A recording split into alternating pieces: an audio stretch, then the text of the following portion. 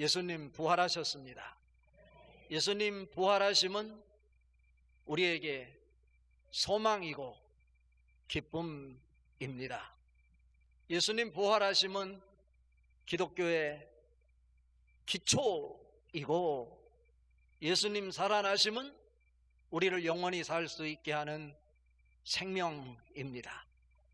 오늘 예수님이 부활하신 것이 단순히 절기로 끝나지는 것이 아니라 여러분 한 사람 한 사람에게 예수 생명을 통해서 다시 살아나는 기적의 역사가 만들어질 수 있기를 바랍니다. 복음서를 통해서 예수님이 십자가에 못 박혀 돌아가셨다가 무덤에 계신 뒤 3일 만에 죽음을 박차고 살아나셨다라고 하는 것을 증언합니다. 그런데 오늘 읽은 요한복음에서는 예수님이 부활의 아침 살아나신 이야기만 하는 것이 아니라 부활절 날 저녁에 어떤 일이 있었는지도 우리에게 소개를 하고 있습니다. 여기에 깊은 영적 의미가 담겨 있습니다. 오늘 주어진 시간을 통해서 처음 예수 부활 사건이 제자들에게 그리고 무덤을 찾아온 여인들에게 무엇을 보여주었는지, 단순히 여인에게 보여준 것으로 끝나지 않고 여인을 통해서 제자들을 일깨우고 오늘을 사는 우리들에게 이 사건을 통해서 십자가의 능력과 부활의 생명이 우리의 삶을 변화시켜내고 사명의 자리로 이끌게 될 것인데, 그 은혜가 여러분에게 넘쳐날 수 있기를 바랍니다. 이른 아침이었습니다. 막달라 마리아라고 하는 한 여인이 예수님 시신에 무엇인가 향수라도 발라드릴까라고 하는 지극한 정성을 가지고 예수님 무덤에 찾아갔습니다. 아직 어둠이 가시지도 않았습니다. 캄캄한 이른 새벽이었습니다. 마리아가 무덤을 향해 가면서 고민거리가 하나 있습니다. 이스라엘의 무덤은 이 굴 속에 시신을 안치하고 돌 문을 만들어서 그 동굴에 문을 막아 놓는 것입니다. 봉해 놓는 거죠. 예수님의 무덤에 가더라도 연약한 이 여인이 어떻게 그 돌 무덤의 문을 열 수 있을까? 라고 고민을 하면서 무덤을 향해서 서둘러서 달려가고 있었습니다. 그런데 그 무덤이 시야에 들어왔을 때 눈으로 의심할 정도로 그 돌 무덤의 문이 닫혀 있어야 될 것인데 돌 무덤의 문이 활짝 열려 있는 것이었습니다. 이때 이 여인의 마음속에 돌 무덤이 열려 있다면 예수님의 시신을 누가 훔쳐갔단 말인가? 어떤 강도가 예수님의 시신을 훔쳐가서 어디에다 예수님의 시신을 감추어 놓았단 말인가? 라는 것이 걱정이 되었어요. 무덤 가까이 가지도 않은 채 무덤이 열려있는 돌 무덤이 열려있는 모습을 보고 이 사실을 제자들에게 알려야 되겠다 생각하고 마리아는 서둘러서 예수님의 제자 중에 수제자였던 베드로에게, 그리고 사랑의 사도라고 알려져 있던 요한에게 이 사실을 전달합니다. 그러자 베드로와 요한이 그 무덤을 확인하기 위해서 마라톤을 시작합니다. 누가 먼저 도착해서 그것을 확인할까? 서둘려서 달려가는데 오늘 이 말씀 속에 베드로와 요한이 달리기 시합을 해서 누가 이겼을까요? 4절 말씀에 그 해답이 있는데 요한입니다. 그런데 요한은 그 무덤에 들어가지 않고 밖에서 돌무덤이 열려 있는 것을 확인했습니다. 그리고 베드로가 늦게 와서 그 무덤으로 들어가 보니 그 안에 예수님의 시신을 쌓았던 세마포와 얼굴을 덮었던 수건이 그대로 놓여 있고 시신은 그곳으로부터 빠져나간 것이었습니다. 다시 말하면 예수님의 시신이 없어진 것입니다. 이것을 빈 무덤 사건이라고 합니다. 이제 무덤이 비어 있다고 해서 그것이 곧 부활이라고 하는 증거는 되지 못합니다. 이것을 확인시켜 주기 위해서 오늘 성경은 누구를 등장시키냐면 막달라 마리아라고 하는 여인을 등장시키고 두 전사를 등장시키고 베드로와 요한은 여전히 깨닫지 못하지만 한 여인이 예수님을 만나는 장면을 통해서 예수님은 정말로 부활하셨다, 사실이다 라고 하는 것을 확증하고 있는 것입니다. 그렇다면 제자들은 왜 예수님의 부활의 소식을 듣고도 그것을 확인하고서도 예수님 부활을 생각하지 못한 것일까요? 놀랍지 않습니까? 오늘 9절 말씀에 그 해답이 있어요. 같이 한번 읽어봅니다. 그들은 성경에 그가 죽은 자 가운데서 다시 살아나야 하리라 하신 말씀을 아직 알지 못하더라. 예수님께서 그렇게 말씀하셨는데도 불구하고 그 상황 속에서 예수님이 살아나리라고는 생각하지 못하고 예수님의 시신이 어디론가 사라졌으니 그 시신을 찾아야 하는 것 아닌가? 이런 생각을 하고 있었다라고 하는 것입니다. 그런데 부활하신 예수님이 첫 번째 만나준 사람이 제자들이 아니고 막달라 마리아였었다고 오늘 성경은 기록하고 있습니다. 이 얘기는 결국 뭐냐면 아직도 예수 부활을 깨닫지 못하고 있는 제자들을 이 여인이 부활한 예수님을 만남으로 진정 예수님은 무덤에서 살아나셨다라고 하는 것을 보여주고 싶은 것입니다. 제자들도 깨닫지 못했지만 여인을 직접 만나주신 부활하신 예수님이 오늘 부활절 아침 예배드리는 여러분 한 사람 한 사람 심령 속에서 부활의 생명으로 찾아오시는 줄 믿습니다. 그렇다면 부활하신 예수님이 이 여인을 통해서 제자들을 깨닫게 하시고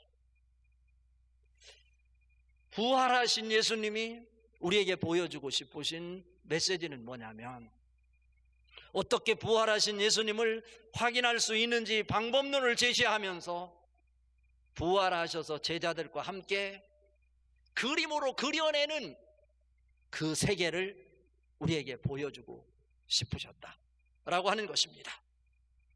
그렇다면 부활하신 예수님이 제자들과 함께 그리는 그 새로운 세계는 어떤 세계일까요? 오늘 읽은 말씀 16절 말씀 같이 한번 읽어봅니다.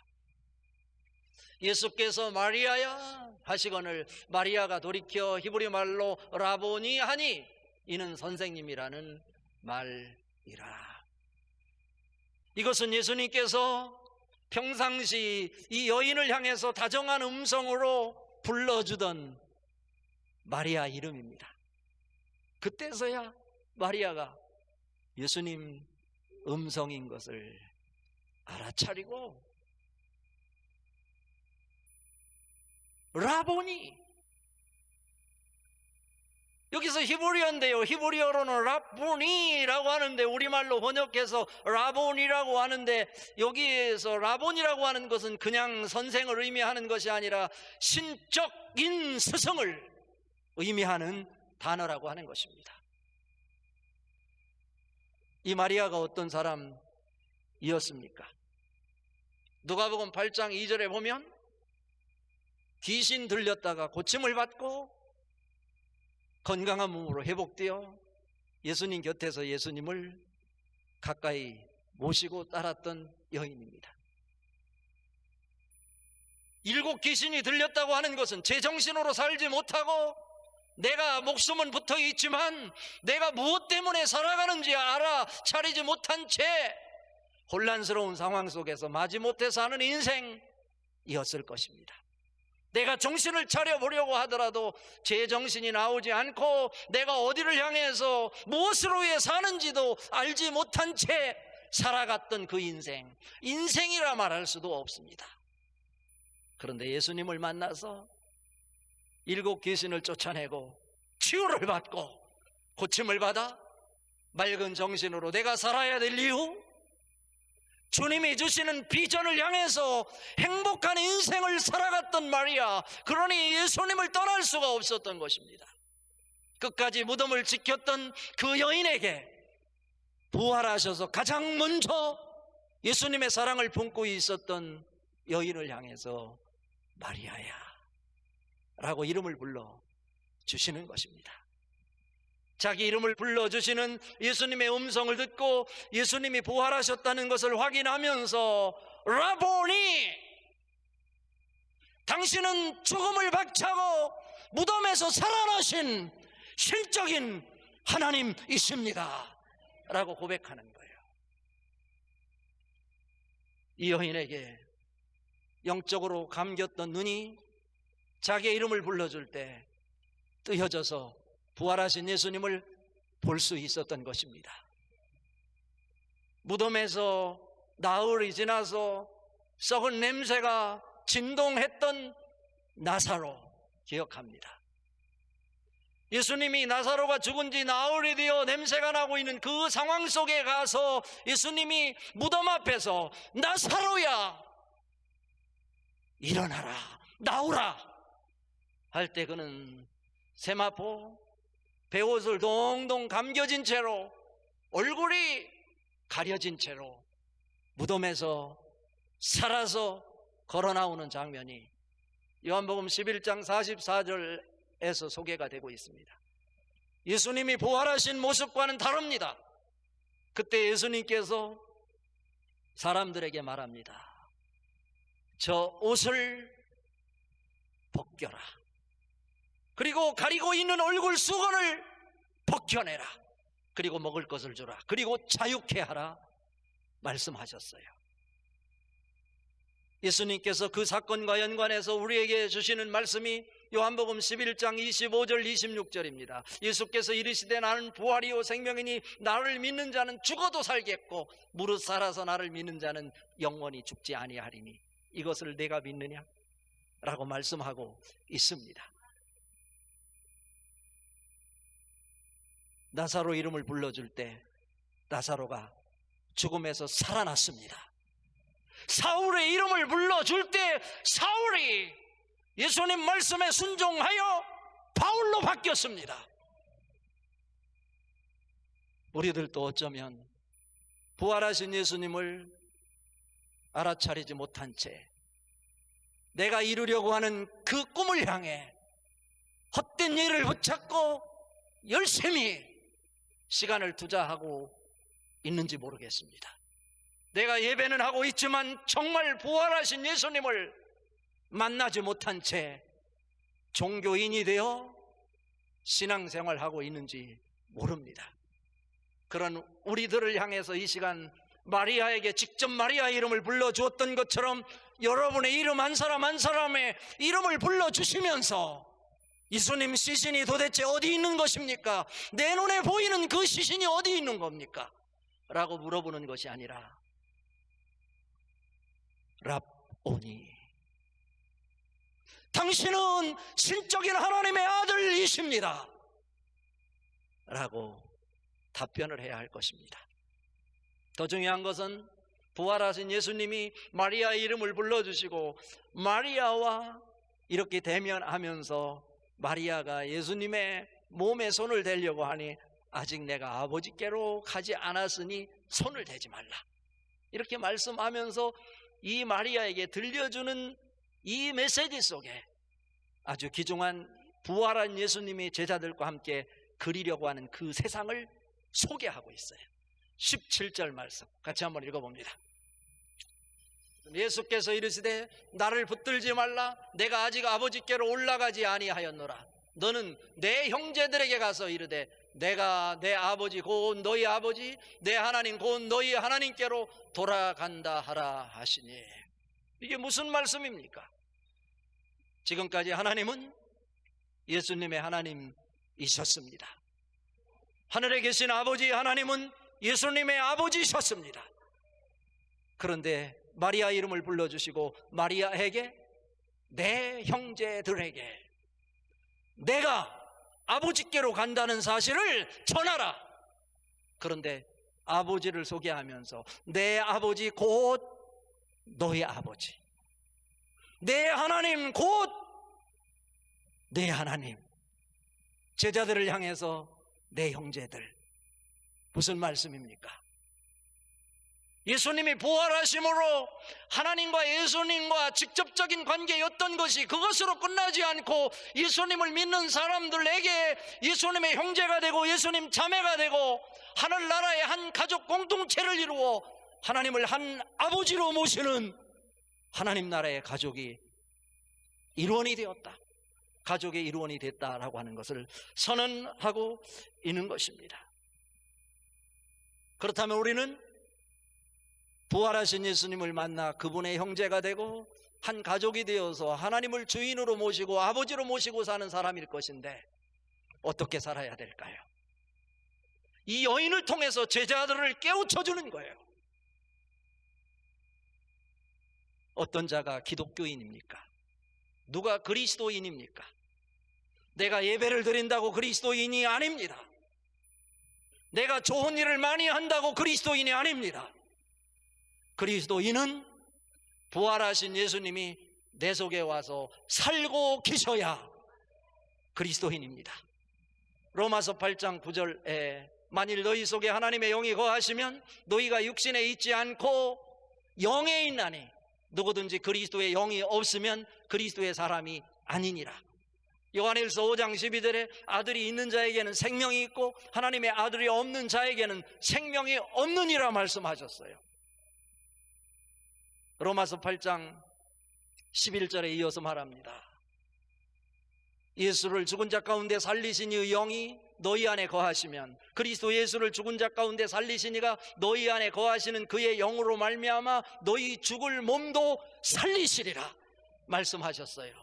부활하신 예수님과 한 형제 자매가 되면 죽을 우리도 우리 속에 오셔서 그분이 살려주실 줄 믿습니다. 이것을 믿는 거예요. 갈라디아서 2장 20절에 말합니다. 내가 그리스도와 함께 십자가에 못 박혔나니 그런즉 이제는 내가 사는 것이 아니요 오직 내 안에 그리스도께서 사시는 것이라. 내가 육체 가운데 사는 것은 나를 사랑하사 나를 위하여 자기 몸을 버리신 하나님의 아들을 믿는 믿음 안에서 사는 것이라 말씀하고 있습니다. 이 시간 부활절 아침 우리가 다시 한번 확인해야 돼요. 내 속에 부활하신 예수님이 살고 계신가? 그렇지 않은가? 살고 계시면 하나님의 자녀입니다.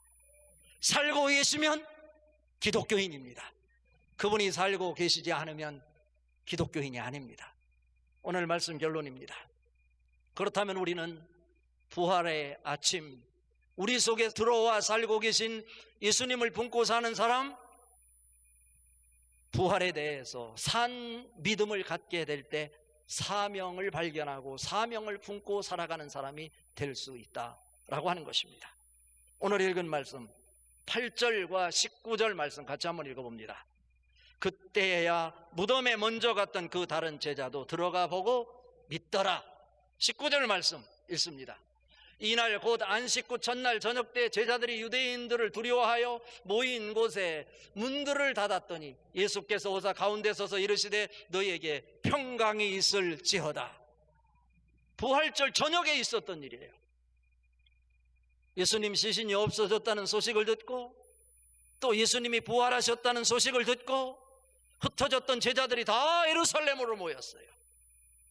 한 방에 모여 앉아 있었지만 그들은 두려움에 사로잡혀 있었어요. 예수와 같은 당원이라고 해서 체포될까 봐 예수님의 부활의 소식을 들었지만 그것이 아직도 믿어지지 않는 거예요. 그래서 문을 걸어 잠그고 숨죽이고 있는데 예수님께서 문을 여시지 않고 직접 벽을 관통하시고 문을 관통하시고 그들 앞에 서셔서 그들을 향해서 첫 번째 전하는 메시지가 너희에게 평강이 있을지어다. 여기서 평강은 히브리어로 샬롬, 헬라어로 에이레네라고 합니다. 유대인들이 만나면 서로 인사하는 평강, 그런 말 아닙니다.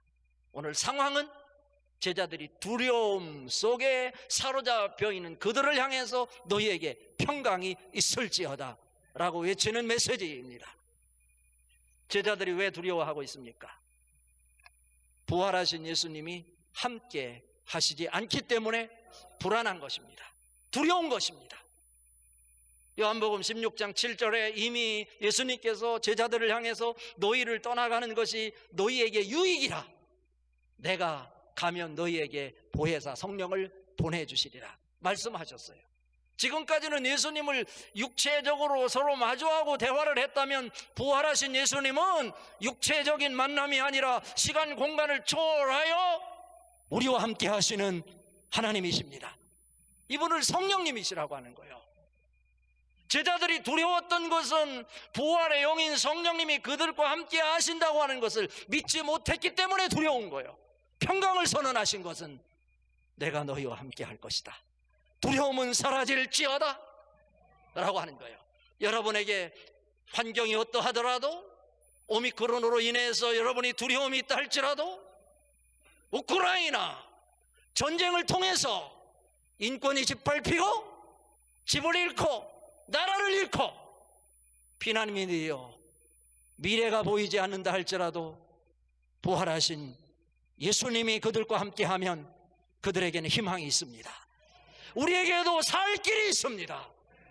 그 부활하신 예수님을 여러분이 산 믿음으로 확실히 믿을 수 있기를 바랍니다.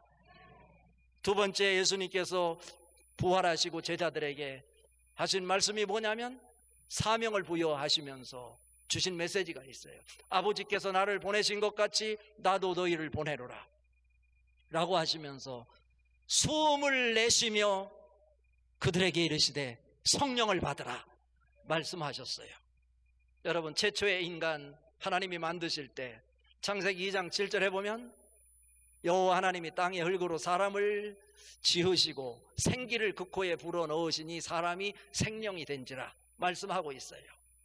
하나님의 생명을 우리에게 불어넣으실 때 우리가 영적 존재가 되었다는 거예요. 그런데 아담이 범죄함으로 에덴 동산에서 쫓겨나고 아담의 후손들 모두가 다 영적 생명이 죽어서 육체적인 생명만 가지고 살아가게 되었는데, 예수님이 부활하심으로 그리고 그 제자들에게 숨을 내쉬며 하나님이 창조할 때 최초의 아담을 만들 때 코에 생기를 불어넣으시는 장면하고 똑같아요. 재현하는 거예요. 숨을 내쉬며 성령을 받으라.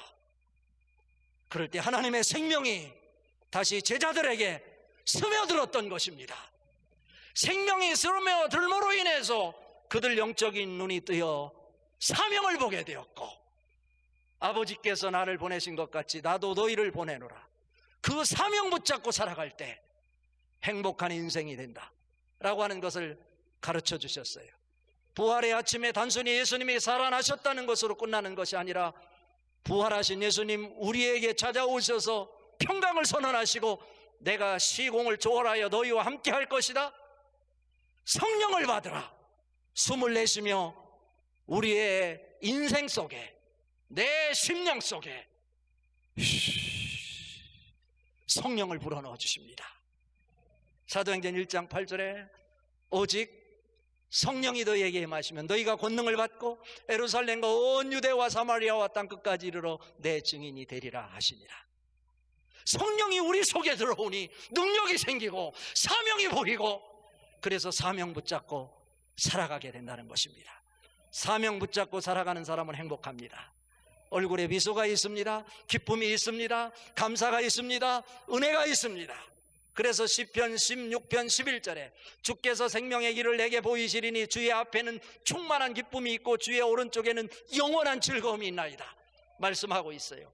예수 부활 사건이 여러분에게 사명으로 연결되어 여호와 앞에서 여러분에게 충만한 기쁨, 여러분 우편에서는 영원한 즐거움으로 넘쳐나는 영생의 주인공들 될 수 있기를 주님의 이름으로 축복합니다.